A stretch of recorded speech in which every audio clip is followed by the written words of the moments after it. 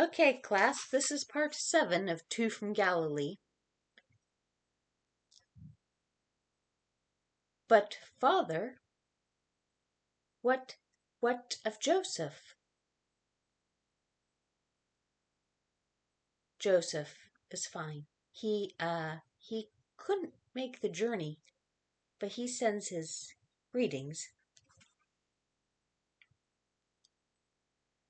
How is Mary? When is she coming back? She is well. She is several months with child.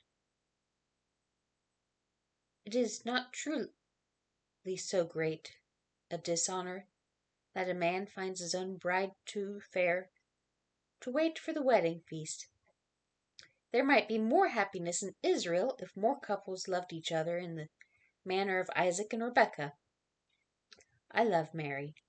The last thing I'd wish to do would be to bring dishonor upon either her or her people. Yes, yes, I am sure of it.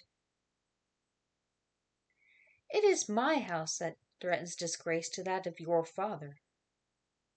Do what you must. What are you saying? I ask only that you deal with her kindly. Perhaps if you were to go to the elders quietly while she is in Jerusalem. Are you proposing that she stay there? That Mary never come home? She could return sometime, when the danger is past. Danger? It must never come to that. The law is the law. What of the story she told us before she left for Jerusalem? She said you believed. I did, at first. My own dreams, my own wish to believe, carried me away. The Messiah. But Hannah made me realize that it cannot be. Our daughter is ill, or sinned, or been betrayed. But the prophets, the Messiah will come. That I believe. Then why not now? Why not to us in this time in our village? Why not to Mary and me?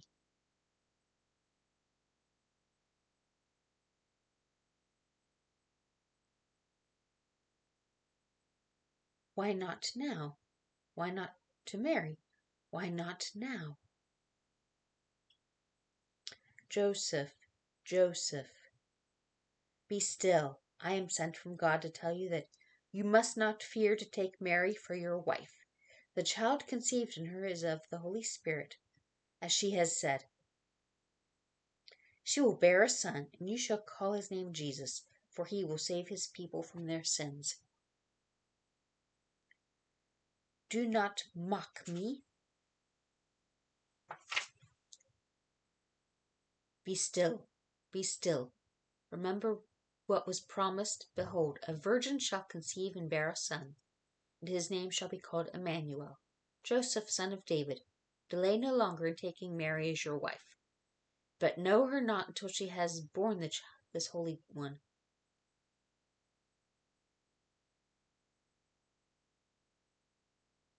Joseph, Joseph,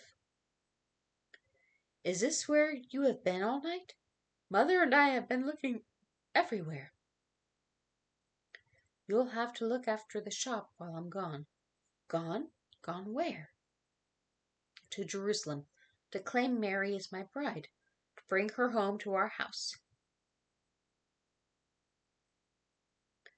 You are spared the journey, Joseph. I am home. Why did you return now? I needed you, and my aunt is expecting a child, and the time is on her. It isn't fitting for a virgin to remain in the house of birth, even such a virgin as I. Mary, my Mary. Forgive me doubting. I know now, I know.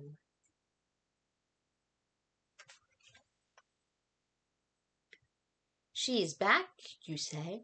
You've seen her? Yes, she brought presents for all of us, and go fetch your father. He is on the stable. He's in the stable trying to fix the plow handle. Mother, mother, I I've been counting the hours until we reached Nazareth. I should think you would, until you could reach the husband who might be willing to hide your shame. Must you speak so, when I am so glad to be home? I speak from my concern and my weariness. Jacob ben Ezra, Joseph's father, is dying. I have been helping Timnah these past few days. He was such a joyful man. I had looked forward to his having his laughter in our house. In your house. Joseph is coming for me, mother, within the hour. How? This very night? But you've only returned home. I must go to be with my husband. Surely you see how it is with me.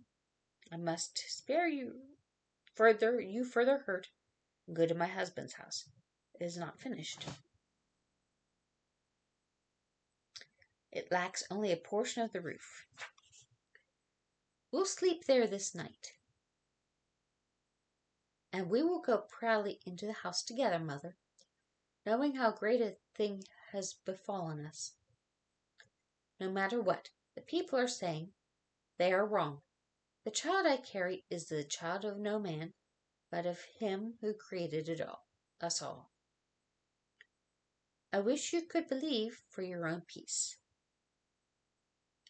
Don't you think I want to believe? I want to, but I can't. I'm sorry that I've hurt you. And there will be no wedding for you, no happy procession, no torches, no music, no feast. After all our plans, your daughter led away into a small, crowded cave of a house. I will give my presents to the children and prepare to leave. Do not worry about the smallness of our house, mother. Our love will enlarge it.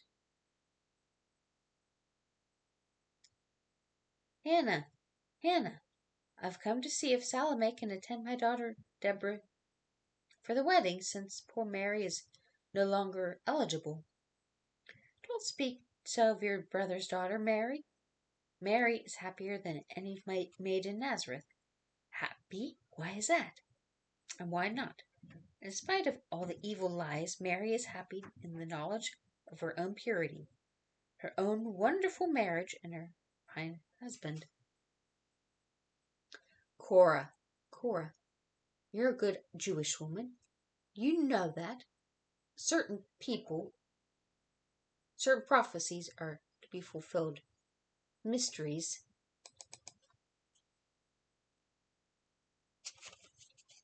Mysteries? What mysteries? Hannah, I know the strain you've been under, the disappointment. But if you go so far as to claim your child has been chosen over all the others, it won't make people feel more kindly toward you. And it certainly won't make things easier for Mary and Joseph. Yes, say nothing of this, please. Let's speak of happier things. Deborah will be wearing the white gown, the gold sash embroidered with flowers and pearls to match her sandals. Won't she be beautiful in that? She will be fairer than the crest of Mount Hermon at sunrise. She's always been such a good girl. Who knows but this union might produce the hope of Israel. The hope of Israel.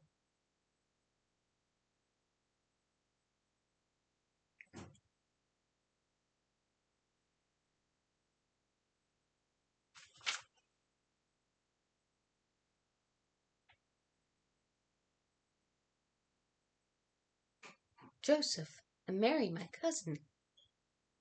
I thought you'd never come, but I'm happy you have. Come along, please.